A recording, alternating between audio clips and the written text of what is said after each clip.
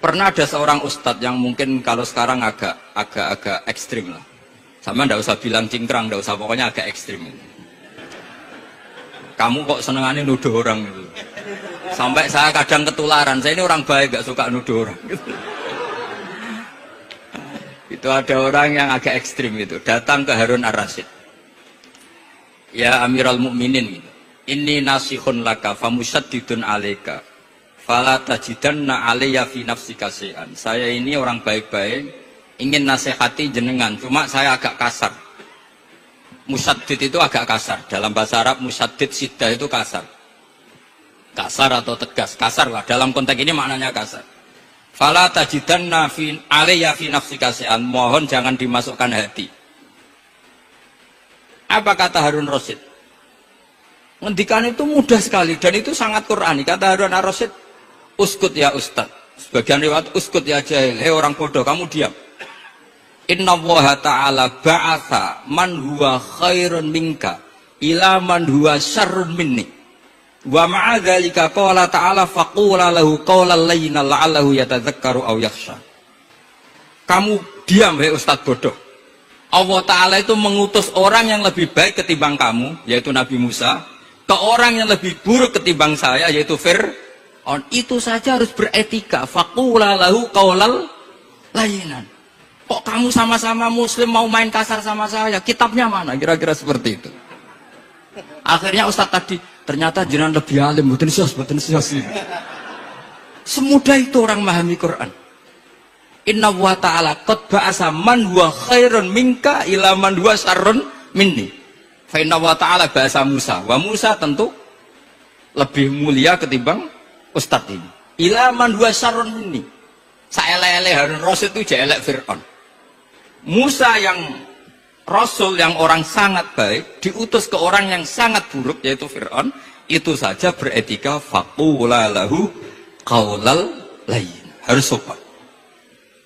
Jadi kayak apa? Saya bayangkan kayak apa bahagianya kita kalau melihat santri-santri ini memahami Quran seperti ini. Itu kan mudah,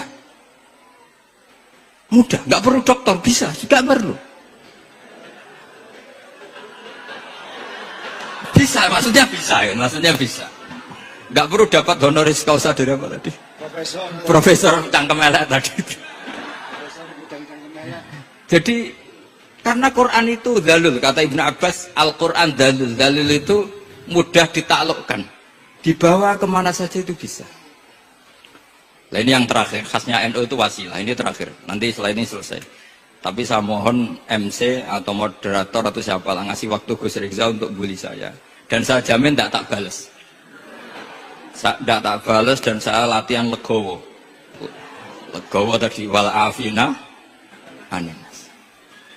Sudah itu kata Rasulullah kan gitu, orang yang meninggalkan debat padahal dia benar, banallahu baitan fi badil jannah. Jadi sudah saya ingin masuk surga lah, tidak usah repot-repot berdebat. Wasilah misalnya Gus Kafabi niru Mbah Makhros atau Mbah Mun niru Mbah Karim niru Mbah Khalil Bangkalan sampai guru-gurunya. Karena zuriyatam ba'duha min ba'd. Saya juga alhamdulillah kemarin 3 bulan yang lalu, 4 bulan yang lalu Pak Said itu nyari nasabnya di Kudus.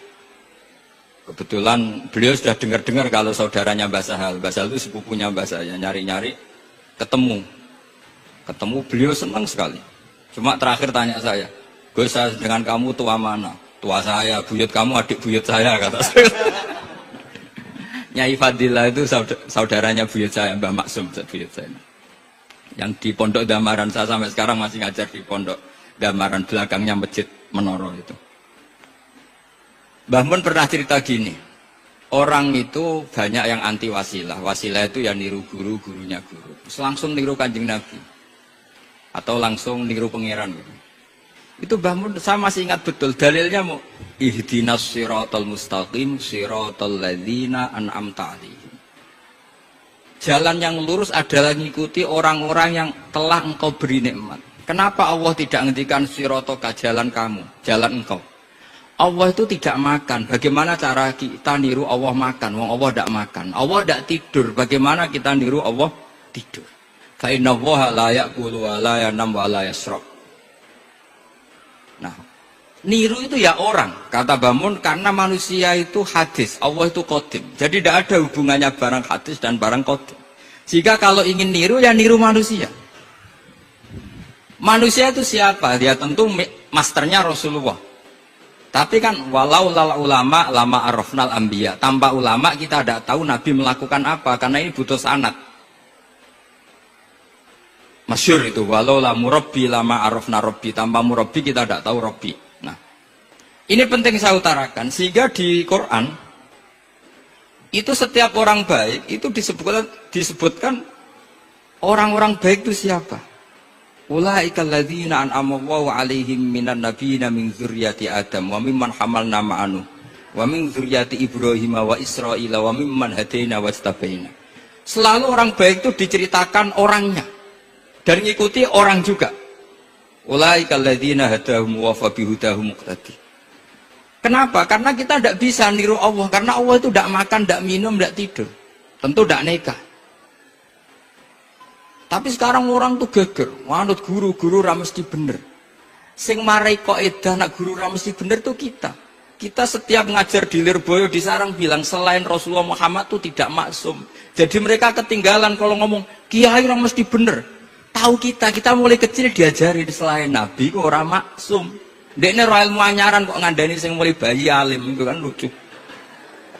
Kita mulai dulu tahu selain Nabi itu tidak maksum. Kok malah dikandani, kiai tidak mesti benar, kenapa diikuti? Udah tahu kalau kiai tidak mesti benar.